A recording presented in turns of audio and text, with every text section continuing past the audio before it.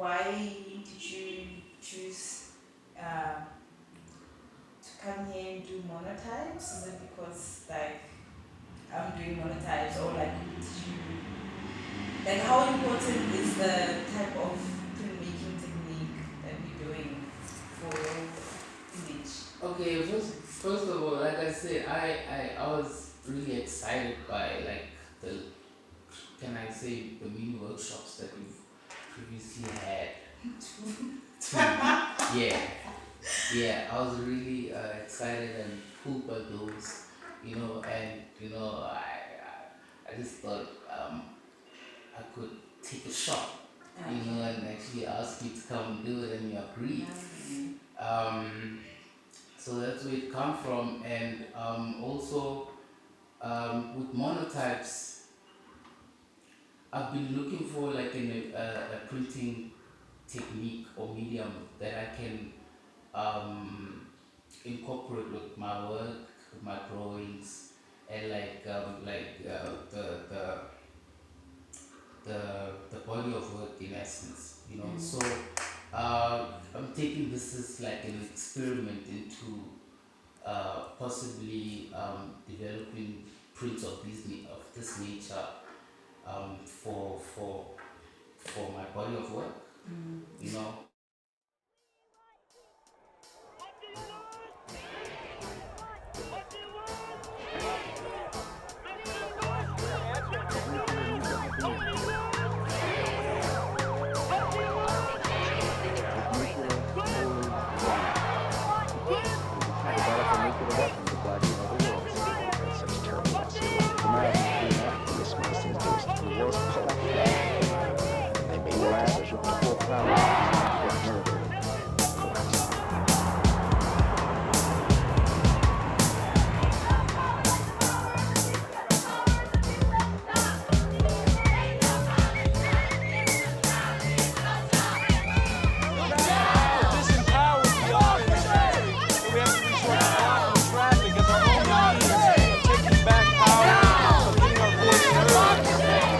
People's only media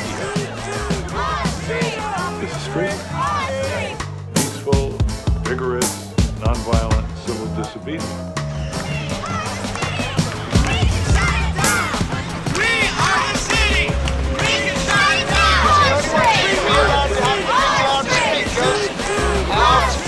Public areas are going to be the state. Don't believe what they're saying. Watch what they do.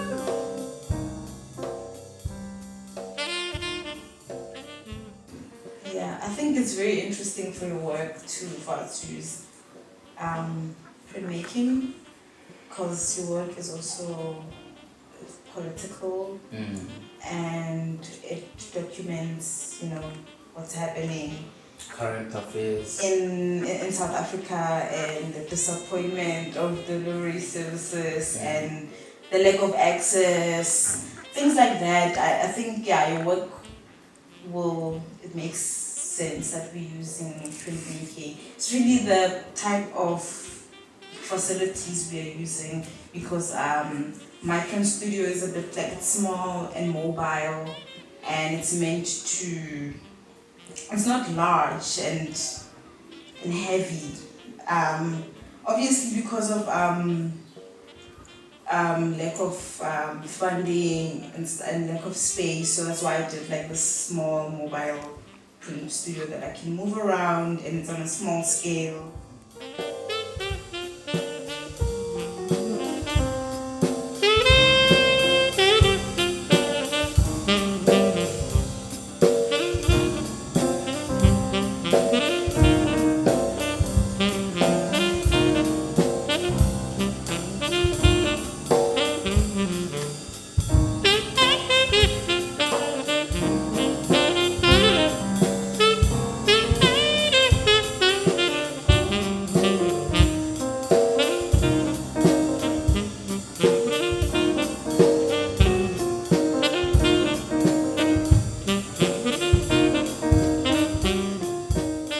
Historically, printmaking has been used in that type of way when it comes to political commentary and documenting what's happening. Like with the Media Art Ensemble, they had that silk screen suitcase traveling around, and they would make these newsletters of theirs.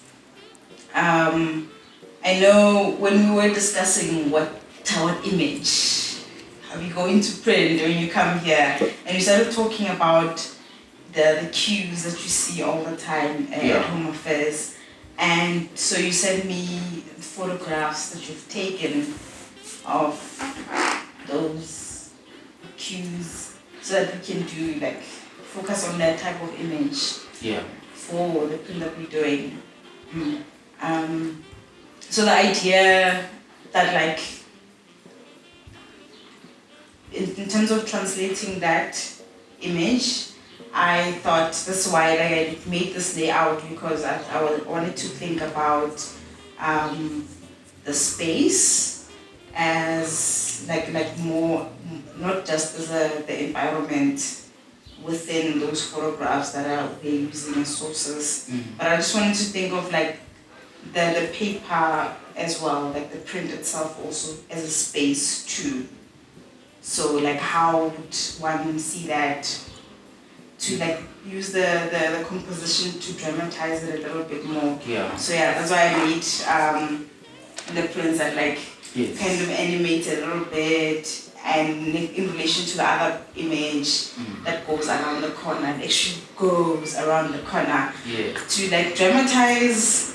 Not even dramatize it, because like if you like photographs of this thing of conformity of like this the documentary element to it, which can be seen as this is the truth. And now we're retranslating those photographs themselves into a whole entire print on a flat surface, you know, with like the type of mark making that monotypes can give you as compared to like the photorealistic aspect of a photograph. I thought like the element of composition can also liven it up a little bit, you know, give us more information. Now that's wow, that's an element that I never saw coming really, and I find it very interesting because it also kind of like makes it three-dimensional, you know, and multi-functional and all those things.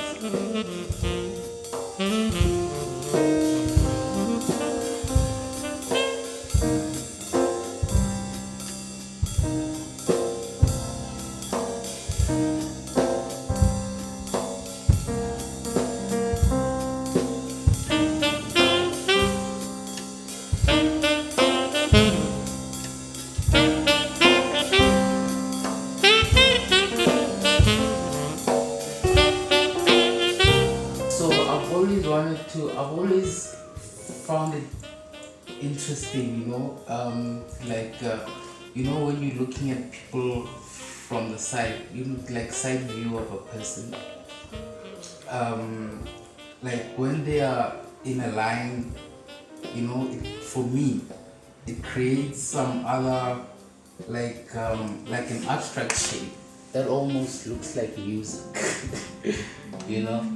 I don't know if you've seen music, like when maybe you play music on a music portal or whatever, there's those lines that... visualization. Yeah. So like when people are in a line like that, it literally looks like that. And which is like kind of like compositions of that visual element of representing music digitally. So that's the visual part of it, and like ever since COVID started, right? There's been like a hella introduction to us people on the ground to like conformity and actually, standing in queues. Like after COVID, queues like escalated. Like, it was so crazy for me to say, I just want to go to Checkers and buy, stock sweets. And then official thola line yamzapapa, you know what I'm saying? Yeah. And like it kind of changed the landscape of like how we actually do things. It fucked up everything. When you think of going to the store, you're just thinking of lines, and all these regularities that we have to follow of, masking and all that shit. It's still very weird to me, and you can see like Kokasia in my hood. It's not really a hood, it's like an old suburb, and like every Friday, okay, before it was every Thursday, Kauma 4, there's a big ass queue to buy alcohol, Yeah. people literally stampede to get into that place. So this whole notion of lines just intensified at this time, and I can also relate it to like the many things that we go through in our daily lives in order to like just go into Home Affairs to apply for a passport. Those things that are essential in actually being an existing human being, Yeah. and often in these government institutions, in these government departments, they are known for a lack of compliance, and like maladministrate, like that's just what it is. So I'd say, well, when you go into a government place, whether the traffic department or whether it's Home Affairs, or Websites are all whatever, you know what I'm saying? Yeah. So you know that you're gonna get like a struggle. I even have these lines that I wrote that go like the lines, the queues that we wait before being confronted by a shit cop to validate our existence. Yeah, that's just part of it. So queues, delaying, it just started being something that we have to live by, and it became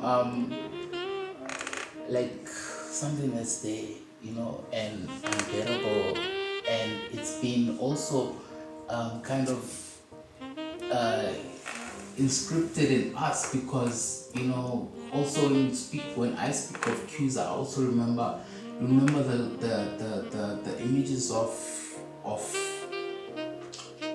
the first time black people were voting in 1994. When we were voting for Mandela, that whole campaign of election, or that era, is known by those long queues that are taken from an aerial perspective. So in choosing these images, I really want to comment on most of the things that I just mentioned now, and in this instance, it's the Home Affairs dilemma that happens all the time, because that place is actually close to where I stay, right?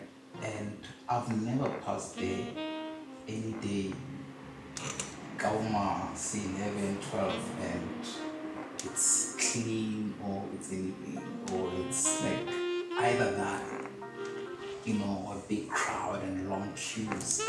And I just ask myself, why is it like that? You know why, but like it shouldn't be like that, because man, it shouldn't be like that. I think we as people deserve things that are flowing. Like, you must be able to do your things without thinking of you know, the stress of my lining, you know, you end up getting home late and all that stuff. So, yeah. Yeah, your perspective is very interesting. Like, it shouldn't be like that. Yeah, and it's pretty much been the case since very democracy, because it boils down to a lot of things. As black people, we haven't really been afforded equal treatment from anywhere where we turn. You know, whether you're in your home country, whether you overseas or wherever the hell you are, unless you're, you know, at the rural areas where, you know, you could be equal to everybody. But even in that, there's class wars, you know. Can't get to, okay, you can get to Gomakaya with the X5 and stuff, but then you look differently, Yeah. you know, and Maybe the roads will also be unfurbished. Yeah, Maybe of your course. X5, you might be worried. of course, Your car you are bound on to, the janky yeah, roads. to be driving on some gravel, and man, Cause yeah, go Matthew starter, like some of my family members, when they wanna go back there, they come Yeah. like, ish, yo. yeah, you know, It's like Matthias something. Tata, there's just one main road that's going across the whole road, and then the rest is just sub, you know. So my question is like, man, why are we still living like this? You know, as black people, why are we still being treated like this? And why are we still fighting the same wars that Steve Biko never did? You know? I mean, the man died over 30 years ago, and then here's Monotype, Babe, and Offense. They are still fighting for equality, Yeah. you know? So, yeah, it's very tough. And though that's also what I like to show in my work as a whole. You know, the many battles that we've been fighting, you know, personally, in family, you know, politically. Yeah. Ooh, can't wait to show that to my friends. Yeah. Yo, and we still need Really to train. excited, yeah. Yeah. Yeah. And that's it. That's Thank it. you. Yeah, I think that was awesome.